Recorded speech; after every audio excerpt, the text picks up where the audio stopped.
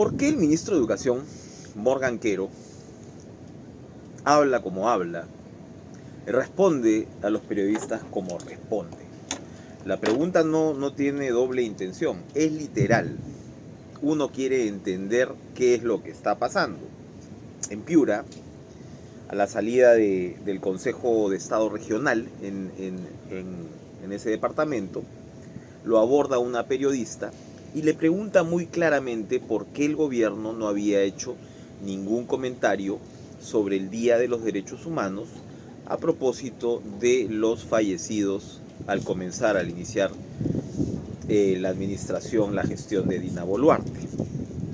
La pregunta fue bien clara y la respuesta del ministro fue contundentemente clara.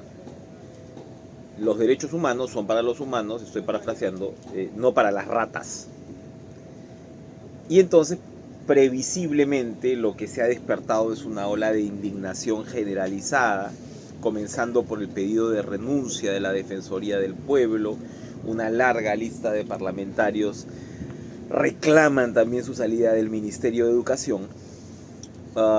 Y la respuesta de Morgan Nicolo Quero Gaime, 55 años, vino en el sentido de que más o menos pues lo que ocurría es que, una forma de decirlo, ¿no? Él estaba embalado con el tema de la pena de muerte para los violadores de menores de edad. Violadores y asesinos de menores de edad, siempre hay que recordar que ese es el concepto.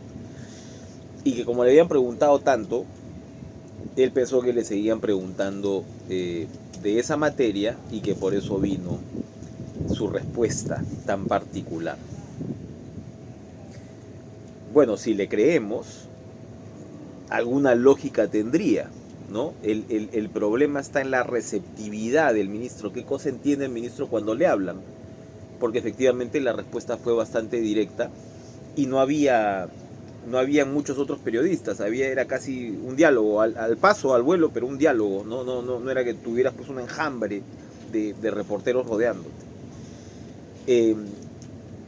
Por eso algún congresista se ha referido a la afasia receptiva que se podría sufrir en un caso como este. Te están diciendo algo bastante claro y tú estás respondiendo a partir de una perspectiva completamente distinta. Pero ok, digamos que estaba embalado. El ministro que quería prolongar o piensa que es una estrategia política prolongar un debate que está más muerto que la pena de muerte. Como explicábamos, tendría no solamente que renunciar al Pacto de San José, sino que el premier Adrián Sen ha salido a decir que no se ha considerado desligar al Perú de la Corte del Pacto de San José y por ende del Sistema Interamericano de Derechos Humanos, del cual solo se han desligado Venezuela y Trinidad y Tobago, solo se han desligado ellos, ¿no? O sea, estaríamos a niveles de Venezuela, ¿no? ¿Quién quiere estar a nivel de Venezuela? Y por cierto, allí se han olvidado también en el gobierno de decir que a los violadores estos se les castiga con la cadena perpetua, ¿eh? Y ha habido cadenas perpetuas recientes en casos así. Yo he visto al menos 2 que están confirmadas y que estos criminales sin nombre pasarán sus días o terminarán sus días en la cárcel. No vamos a entrar acá a la discusión sobre, en fin, si aplica o no la pena de muerte. Para el señor Quero son ratas. Pero entonces, ¿cómo? Y ahí regreso a la pregunta, ¿no?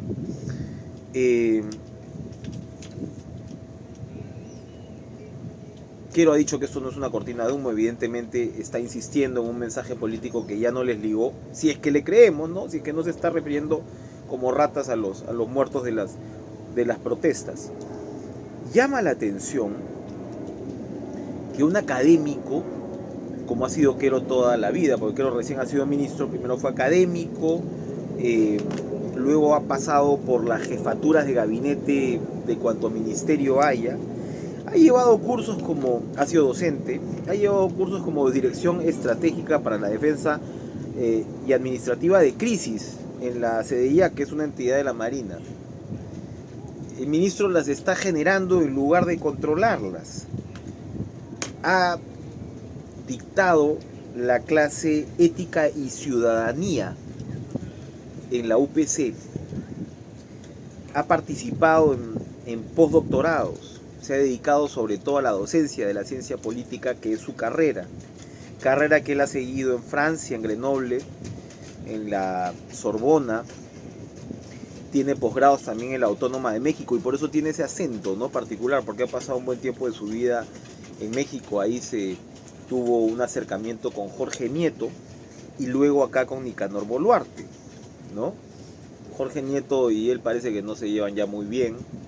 Nieto ha renegado de sus ex socios políticos, pero nos imaginamos que con Nicanor sí existe esa vinculación, porque el ex ministro Tarola acusó a Morgan de extorsionarlo, ¿no?, con el nombramiento de una persona para SUNARP, porque si no sacaban estos videos que al final salieron, en fin, y por supuesto Morgan Quero lo niega, pero ha pasado por muchos cargos de jefatura de gabinete, en cultura, en producción, en educación, en desarrollo, en inclusión social, y ha escrito, ¿no? Ha escrito, tiene, por ejemplo, pues un papel reciente, ¿no? Para hablar de los trabajos recientes, hay uno, el prólogo de la nueva sociedad, la nueva edición, en realidad, de François Borricot, o El tiempo recobrado. ¿Cómo se llamó el trabajo de Morgan ahí? Poder y sociedad en el Perú contemporáneo.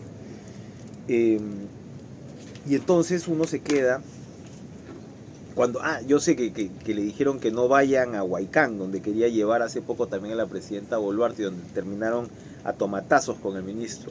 Se le había advertido, nones, fue igual para allá. Y entonces termino esto con la pregunta con la que abrí. Siendo un académico que supuestamente ha trabajado las relaciones entre el poder y la sociedad, es politólogo, ha tenido todo ese acercamiento, ¿por qué diablos como político responde como responde? ¿O es un tema finalmente de carácter, de personalidad, de las limitaciones que finalmente nos llevan a incurrir en semejantes errores? Recordemos cuando, como ya ministro de Educación se refirió a las violaciones que ocurrían en el oriente del país, más o menos, estoy parafraseando, no fue exacto, pero algo así como prácticas, ¿no?, culturales, ¿no?, que venían de atrás. ¿Qué puede pasar en una cabeza, digamos, en una mente tan reflexiva, ¿no?, que se esfuerza por entender la sociedad como hace un académico de su rubro, para terminar en este tipo de situaciones?